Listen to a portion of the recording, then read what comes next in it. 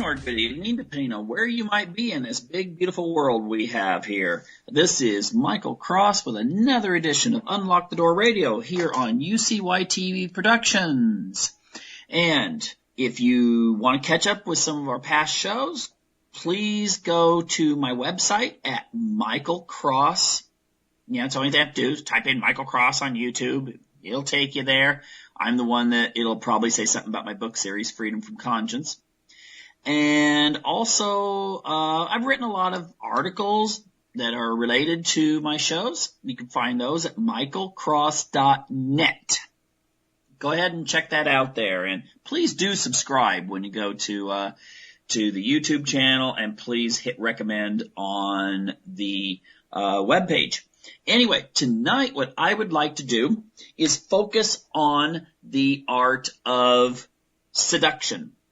No, not the kind where you go out there to a singles bar and try to pick up on someone, but it's close. What I want to deal with is the science or psychology employed by marketers, ad agencies, politicians, at trying to seduce the mind of the average person out on the street. And so what I wanted to do is, focus on 5 areas that I consider a little bit more of the propaganda tools that are intimate. Okay, I mean, there's a whole bunch of propaganda tools I could talk about, but let's just deal with the ones that relate to an article I just posted on my webpage. And in it, I deal with the newest article I published is something dealing with my last book, and that's Freedom from Conscience, Descent into Darkness. Now, the book itself is a psychological thriller, but in most of my books, I like to have an underlying series of messages. And in this one, there's political metaphor and analysis throughout the book. Now, what the plot is, very generally, is that a young woman who, in the other book series leading up to this, she's pretty much a psychopathic anti-hero. But at this point, she's settled down, has a family, has children, and she's actually become elected as a state legislator in Oregon. And she's been approached to try to go for higher office. So she is trying to figure out if she wants to do that, first of all, and second of all, what kind of issues that she can broaden her base with, since she's a conservative living in a liberal district. And so she happens upon the issue of sex trafficking, and she takes that issue on. And what happens is she makes some very nasty enemies. And this is where the series starts going into politics, because this involves political intrigue, this involves international gangs, and I had actually written this book. It just hadn't been published yet, but I had written this book before the bombing in Boston. But in this one, it's a Chechen gang that is involved in sex trafficking involving Eastern European women. And what happens is her family gets attacked, and she realizes the only way she's going to be able to go after these people is to go undercover, because she's not getting any help from the police for some reason.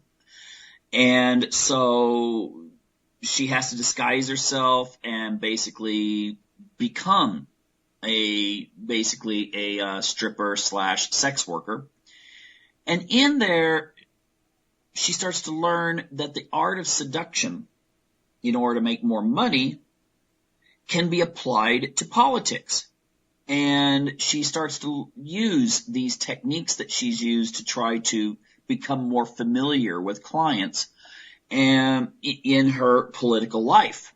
And of course, later it takes off, because she's able to basically seduce audiences and get them behind her as she's climbing the political ladder. Now, that's all I want to really say about the story itself. but you could see descriptions of all these plots at my website under published works. But what I wanted to really do with this is to show people that ultimately anything that makes you familiar with someone but on fake premises is essentially, it's going to be the same whether a person is a sex worker, is involved in a multi-billion-dollar ad agency, or the nightly news.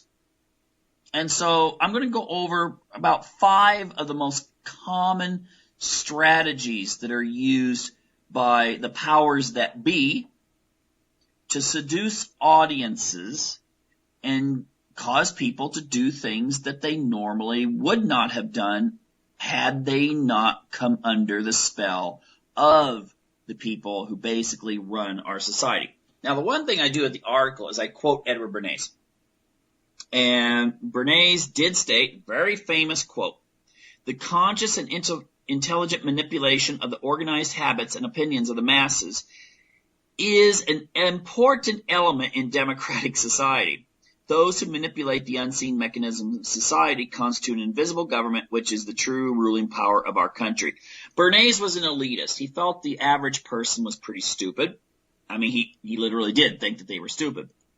And he felt that all these primitive urges and desires that are hidden in people's subconscious, they had to be diverted, because otherwise you would have nasty revolutions, you would have a breakdown of social order. And so his answer was to keep the people pacified with entertainment and new products. He's an advertiser, of course. He makes his money off selling things. But this is where consumerism was born. You see, Christian churches before Bernays came along, consumerism was seen as an evil. Okay? It was seen as an evil, something that people should not devote their lives to. They should devote their lives to rationality. They should devote their lives to, if they're, Christian churches, study of Scripture and knowing what God's will was for their life, and, getting married and having a family, and then passing their culture and heritage on to the next generation. That's what was important. But when Bernays switched the American public more into a consumer-based economy, that just totally changed. And for, I would say, about a generation or maybe a generation and a half after that, the majority of Christian churches stayed pretty much to their original standards. But I would say sometime in the 1960s, they started cracking. Their resolve was like ice in the spring starting to melt and eventually disappearing. And so I would say nowadays the average Christian is just as much governed by consumerism and trying to satisfy their instincts and what makes them feel good. That's actually called hedonism, but you don't want to say that to your average churchgoer, than anything else. And this is why we're having a collapse of our birth rate. Marriage rates are lower than they ever have been, and people are starting to leave organized religion. What happened maybe a few years ago, but under different circumstances, when socialism took over Europe, you had countries that were very Christian, such as the Scandinavian countries. Socialism kind of took grip and took about a generation and a half, and soon the churches were empty. Americans have stayed a little stronger, but I would give it about a generation. But I'm going to deal with that with the next show, why Christian churches are dying out. But let's just take a look at some of the techniques here, okay? And in case you're thinking I'm going to talk a lot about exotic dancers and nude performances and stuff like that, not going to do it. Sorry. I'm gonna skip the plot of the book, and of course the book also has a lot of violence in it. But let's just get to this. Now, what I want to deal with first is a strategy that's very important to marketers. It's important to politicians. It's important to all people that are trying to get you changed. And that can vary, okay? I'll give you some really weird examples here in a moment. But one technique is establishing an assumed relationship.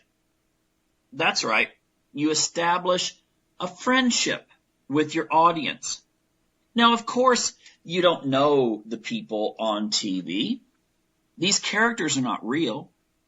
But take a look how many people in our culture actually know more about the cast of the plot of the original TV series Friends or Sex and the City than they know about what's going on in the world right now. More people know about a couple of shows that were on a few years ago than know about what's going on right now. And the thing is that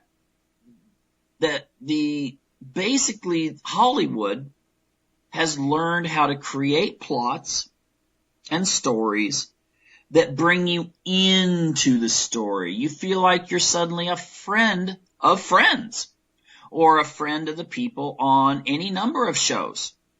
I mean, I love The Walking Dead. You know, I haven't missed an episode of that or Fear the Walking Dead. But I obviously know, you know, these are just actors and actresses on a gut level. But when you're watching it, it gets tense. You're not going, oh, this actor here, he's just about ready to pretend like he's bitten by a zombie.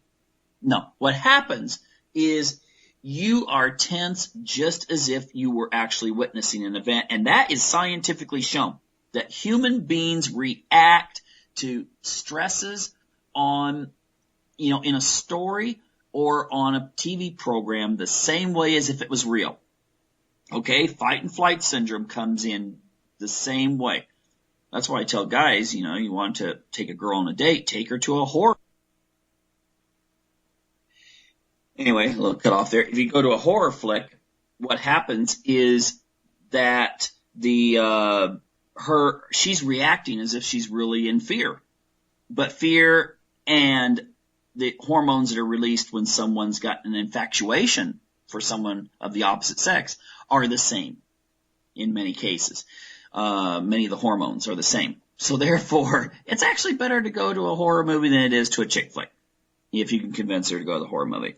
But anyway, again, there are many people out there that get angry when a character is killed on The Walking Dead. You know, and they're like, oh, please bring so-and-so back. You know, I mean, it's because we subconsciously still kind of feel like it's a real story. And that's how things work. So there's the familiarity. But it doesn't stop at TV shows and movies. It actually permeates like when you're sitting and watching a news program. Okay? You're sitting and watching a news program, and how do the people come across nowadays? Okay? It's not just the old newscaster sitting there talking to you, kind of like the old grandfatherly Walter Cronkite or any number of, you know, David Brinkley and some of these others I remember when I was a kid. But it's actually, now you have a situation where you have a lot of news shows and programs in which you have 3 or 4 people, and it's like you're sitting at the coffee table with them as they discuss issues. I mean, they're not really discussing issues with you because they've got like maybe 10 million people watching them. Okay? Well, unless it's like, you know, some of these networks like MSNBC, but, but let's pretend like, you know, you're on a network that has 10 million people watching it. Now, the thing is that, you know, they give this impression that everyone's just jolly and they're joking and they're talking about serious issues. That lets your guard down. You're more susceptible if you feel like these are your friends instead of just some newscasters. And of course you're going, wait a minute, I know the difference between friends and some people on TV. Well, do you really? When you're watching a TV show you like and a character dies, you've never felt a little emotional? Okay? How is that any different if you're sitting in front of a television set and you're still getting people sitting there talking and so forth? I mean, it's still the same psychological mechanisms coming through.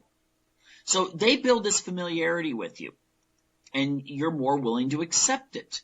These are your friends, and it could be your liberals listening to liberal shows, conservatives listening to conservatives. And they know all the techniques. I mean, I could go through all kinds of neuro-linguistic programming and stuff like that, but they are taught the techniques in how to get the audience to feel at home. And then, of course, you got the commercials that come on, and you're more suggestible. You're more programmable to buy the products that come on. But you've also been more programmable to take on whatever prejudices or opinions that have been presented by those people you're watching. You're way more likely to take them on if it's been presented as if you're friends. Now, I'll tell you a technique. I got to do this before I forget. It would just be really horrible if I did. When I was in college, I worked with some, setting up these programs, so to speak, in which you would try to set up like health clinics. You go through and how to properly set up a health clinic in a community. And then a lot of the topics came up with, what if that community was not receptive to whatever you were going to bring to it? I can give you an example. Let's say you're going into a very conservative Catholic community, and you're going to present birth control as something that you think everyone should take. Well, you're going up against values of that community. So what do? First, you establish a working relationship. Get the trust of the people.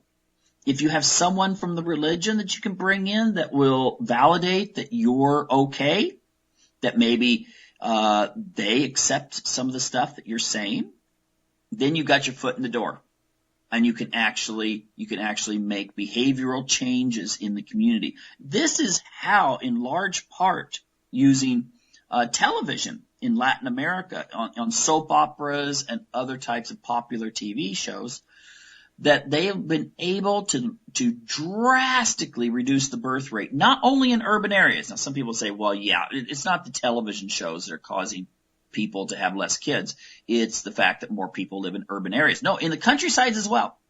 In places like Brazil, the countrysides, birth rate's gone down too. It's because what you do is you just show smaller families. And you make it really homey and nice and warm. And you give a feeling like everyone's in this together and we all have the same attitudes and shared values. And then you can just bring in whatever you want. To a large degree, I think this is why gay marriage has become way more popular in the United States. I mean, it's still, I think there's a small majority of people that don't want, but ultimately, it changed really rapidly the last 15 years. And a lot of that was because of TV shows that presented things in a positive light. And, it wasn't just the secular liberals, listening to these shows, although they might make up a higher percentage. It's also conservatives too. So maybe the conservative was just a little bit less hostile to allowing for gay marriage. He or she might still say, well, I'm opposed to it. But maybe 15 years ago, they'd have been like, absolutely not. No way, no way, no way. And, now they're more like, no, I'm opposed to it. But, I guess it's the law. So, and whatever. And I personally think that in about 20 years, and this is my personal opinion, but I think it's backed up by psychology and so forth, that in 20 years' time, sexual orientation is going to be something that people don't even pay attention to anymore. Yes, there will be people that do, but barring some sort of major change in the trends that we're seeing right now. In fact, I've seen that, you take polls like in places like England and throughout Europe. And now young people say they answer on surveys done on sexuality. They say, well, I'm mostly straight. more common for girls than guys, but the guys are starting to catch up. So I think because of the media and stuff, we've seen a major change there. And, maybe we won't, maybe they won't have to do the thing with showing small families in TV shows anymore if more and more of the population, is less likely to get married anyway and make babies the traditional way. So anyway, build familiarity with people and you're able to go ahead and sell them more. The same way, you're a lonely guy sitting at a table at a strip bar. I don't have a lot of experience with strip bars, but, I can imagine, you're a lonely guy sitting at a strip bar, and a girl comes over and she's just starting to pay all kinds of attention to you. Like, wow, maybe there's something good about me after all. And so, you'll part with some of your money, to keep her there, buy her drinks or whatever. And that is, it's the same science for all these other things. Just that's more on a microeconomic, sociological scale. The other's macro. So keep that in mind. Now, a second technique is you create a sense of shared impressions or aspirations. Like, yes, we can. How that worked for so many people. Even people that didn't like Obama were like, well, he's trying to pull people together. I mean, many of us saw right through it. But many other people were like, my gosh, I like John McCain, John McCain. Anyway, I like John McCain, but, Obama seems so nice and he just wants us all to be one big happy family. Well, that kind of ended pretty quick, but, he's still though very effective to get people to follow. I think some of the Bernie Sanders thing, I think a lot of his appeal is not his political stance. Because I've talked to so many people, I've come up to them and say, they're like, I really like Bernie Sanders. And I'll say, what do you like about him? And they give you this look like, oh my gosh, it's like those old Perry Mason shows. Where were you on the night of May 17th? The person stops for a second like, where was I? Well, that's what I get from a lot of the Bernie Sanders people. And a lot of it, I think, a lot of his appeal is just he looks like a nice, trustworthy, sincere, grandfatherly type person. And of course, anyone looks nice up against Hillary. So, there's an appeal there. But it's emotional. It's just like this dude that got elected up here in Canada, Trudeau. I've done the same thing. Oh, Trudeau, he's so awesome. And I'll say, why? And, give me some stands that he has. It's so awesome how he's going to do something. Well, he's going to put everyone back to work. And I say, well, how's he going to do that? He's going to raise the minimum wage. Well, won't that put more people out of work? Stop it. I got that actually the other day from someone, stop it. The thing is that if he wasn't as youthful, boy face looking, and, with his cute family and everything, I don't think he'd have got elected.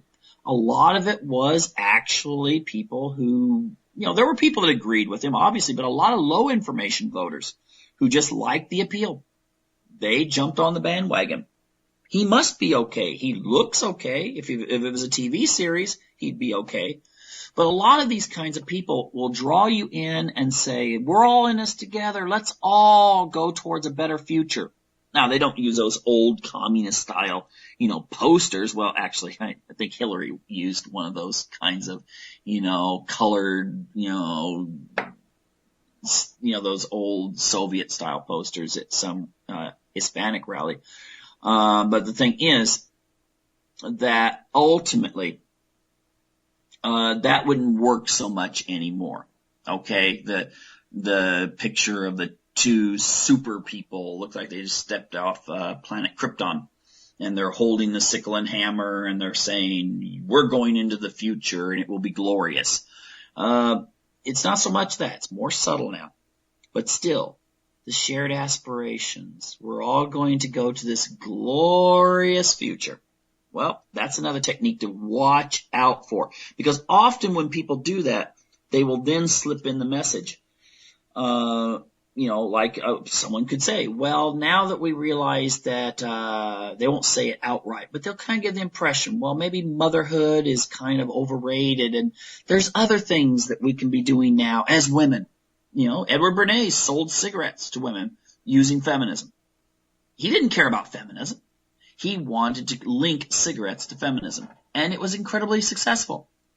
Okay, men do the same thing, with their sports teams. They connect to their sports teams. And, if some sports figure comes out and says, I think we should do this, then they connect to that. Okay? We all do it. But ultimately, that is a technique where if you connect, it's just like connecting a computer without a virus protection. Because when you make those connections to people, they can easily just slip those viruses in. And pretty soon, they've rewritten your program. Okay? So the shared aspirations thing and them saying that they're looking for your long-range view of life. Be careful. Now, third is something that even Chomsky's talked about, and that is make the message so simple a child can understand. In fact, treat the audience as children. If you talk in an infantile manner, you're less threatening. And I've seen this before. I mean, oh my gosh, this one, I won't name names, but this one female commentator was interviewing someone about something that happened in Syria. And it was just like sitting in a first grade classroom because she's asking this person, okay, the Syrian regime did this and this other country responded like this. And I mean, it was just like, what the heck? Are all your audience in preschool? But the thing is, that's very effective because it's just like those actresses in the 50s they would talk like Marilyn Monroe and like, oh wow, and act like they were, kind of the old stereotype ditzy blondes. But in reality, those actresses were actually quite bright. My understanding is Marilyn Monroe was really intelligent. But how did you make it in those days? You came across like that. And the thing is, it can be an act. Okay? It can be an act. And then the media does that. If you come across too authoritative, that can be bad. Where you're kind of the know-it-all. We don't want that, do we? We as a culture celebrate mediocrity. People that get really intelligent are the nerds, so you gotta watch out for them. So you only bring those people on when they agree with you on something, like global warming or something. But it really is effective if you keep the message simple. That's part of, neuro-linguistic programming. It's also something that people use in these like seduction books, how a guy can pick up on a girl or something like that. But it's really effective in trying to get your audience off guard. They let their guard down. No one puts their guard up when someone's talking to you like this, okay? They're so sincere and, kind of nice. Versus, someone comes along and tells you, okay, this is the way it is, and we have to do, this kind of thing. That turns people off unless it's in a certain type of like political arena or something like that.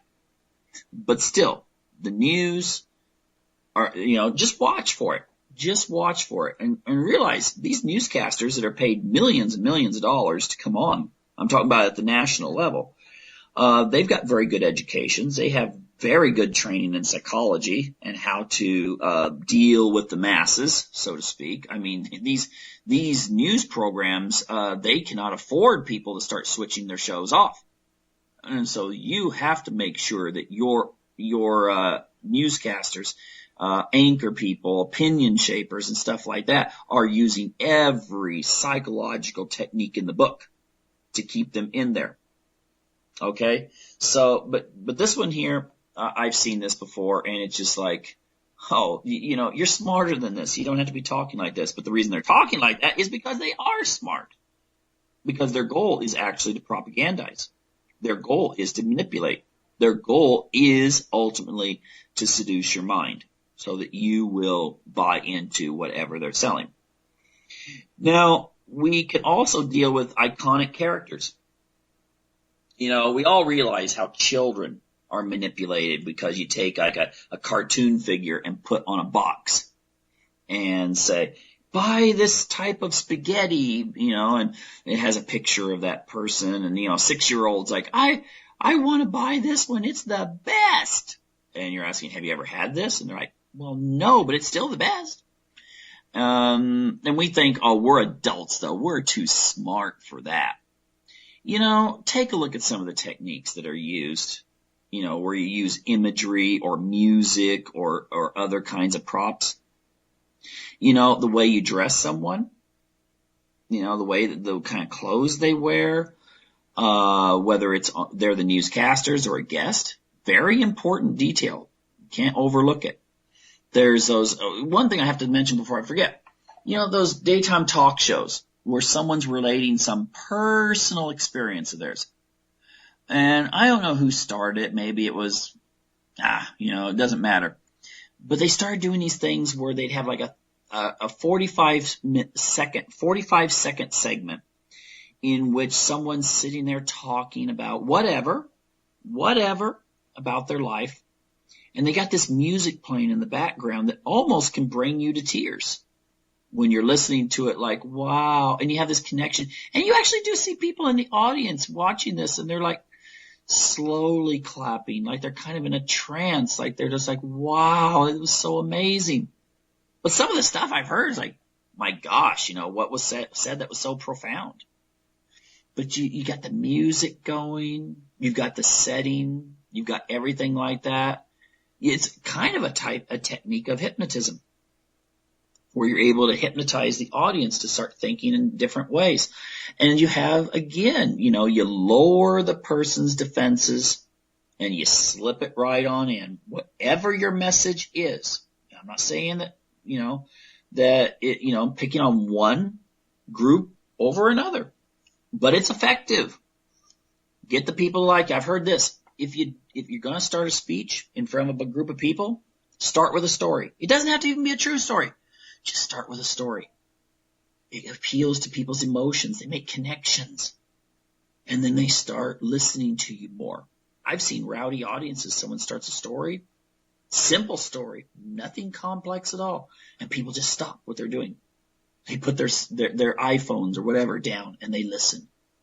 Because that's the way we're designed. And the newscasters know that, okay? They know it. And they can use those techniques too. Because they're wanting you to watch and watch and watch. They don't want you flipping that dial. They don't want you getting up and using, they don't even want you getting up and using the bathroom, okay? But they certainly don't want you to go into the kitchen and start making a sandwich and stuff and then find something else to do besides come back and listen to that news. Because if they don't listen to the news, you don't buy the products that they're advertising. Okay? So that gives you like 4, I wish I could go on here, but that gives you about 4 very strong emotional techniques of seducing an audience and getting them to listen to you. And your goal ultimately is to get them to buy into whatever you're selling, whether it's a product, a feeling, or an opinion. And, again, I'm just going to wrap it up by just saying, in a game of manipulation and seduction, the marketer, the corporate media, there's really not that big a difference between the dancer and the strip club who's pretending to show interest in the patron. And on that same analogy, it's, is there really that big a difference between the gal who sheds her clothes and does gymnastics on the stripper pole and the professional politician who gets up and gives these rousing speeches and brings all the attention upon herself and is trying to get that audience to, contribute to her campaign and to support her and to feel connected to her? Okay. I don't think there's really that big a difference, except for the fact that the people who are up at the, national politics, national media, they probably are a little bit better versed in psychology than the gal at the strip club. And that means they're going to manipulate you a whole heck of a lot more unless you know the techniques that they're using on you so you can immunize yourself and your family against